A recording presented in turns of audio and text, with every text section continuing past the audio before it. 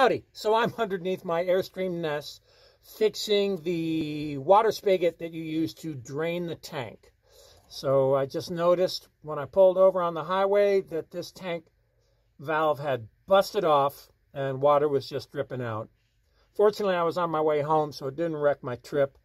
I called Airstream. They said, you know, you're going to have to cut a hole in this thing somewhere to service this. There's no other way. So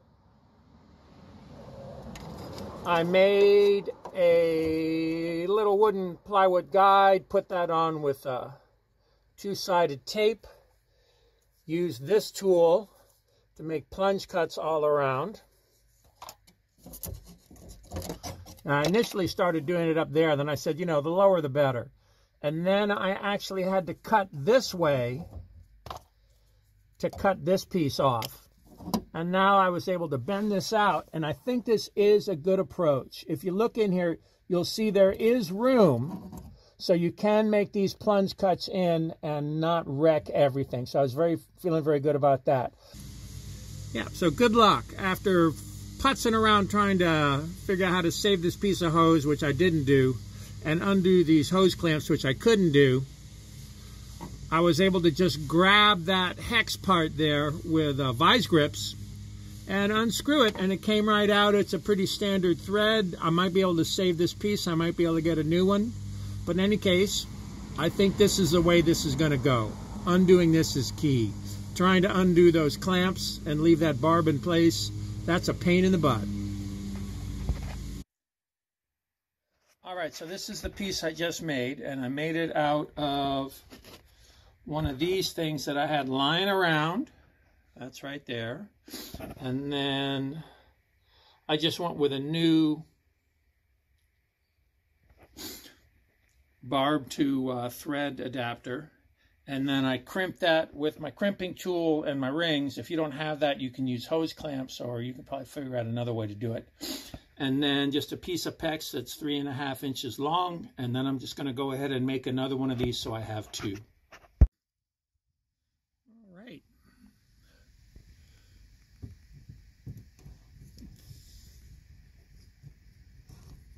So right now I'm screwing this in, the piece that I've made.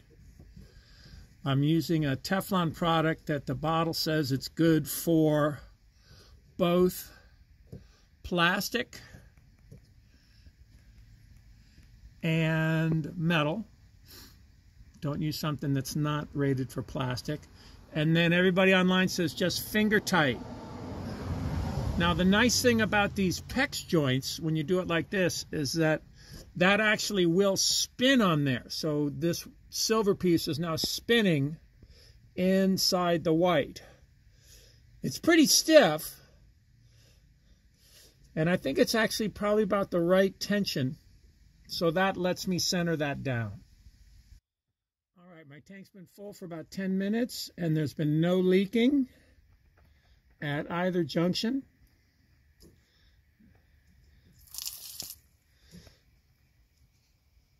And this is nice and stiff. This is very workable. It's not sliding inside the PEX. It's the correct stiffness. Okay, this is my secret ingredient. This is a piece of shop vac tube that I'm spraying with a silicone lubricant. And I'll show you what this is going to do. All right, so I've got my black piece of pipe surrounding my spigot. I've got the bottom half of my cover in place, and that's a piece of clear Lexan that I just held in place right now with two-sided tape. And I've got a little foam in there just to keep that black pipe centered around the white. And now I'm going to spray some insulation in there. All right, so I did my spray using my Great Stuff Windom and Door. This is the stuff to use here, I think. The other Great Stuff Super Expand. This expands somewhat, and it stays nice and flexy. It doesn't get too stiff. That's the thinking behind it anyway. And then what that black piece does is it allows me to get into this in the future.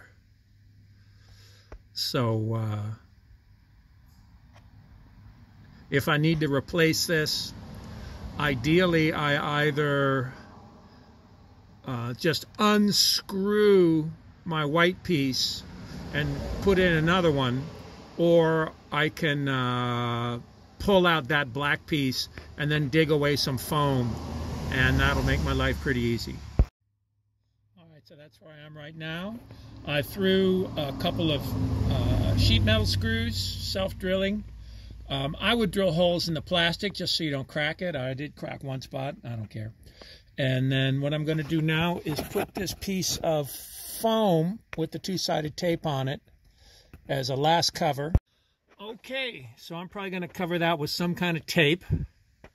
One thing that I noticed is that this valve, it's pretty stiff, but still I can imagine something knocking that and you accidentally dump your tank. You know, that valve, while stiff, is not as stiff as, say, this type of valve.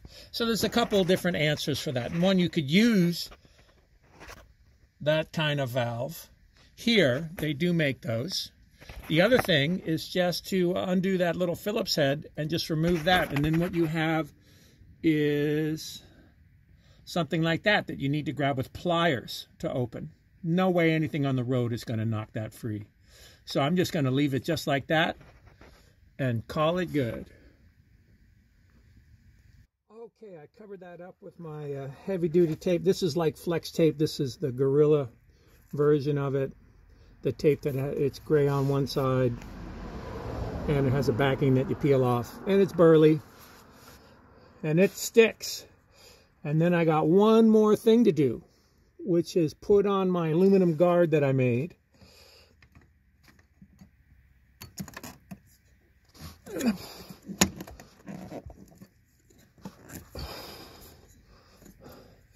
To keep that from getting hit by rocks.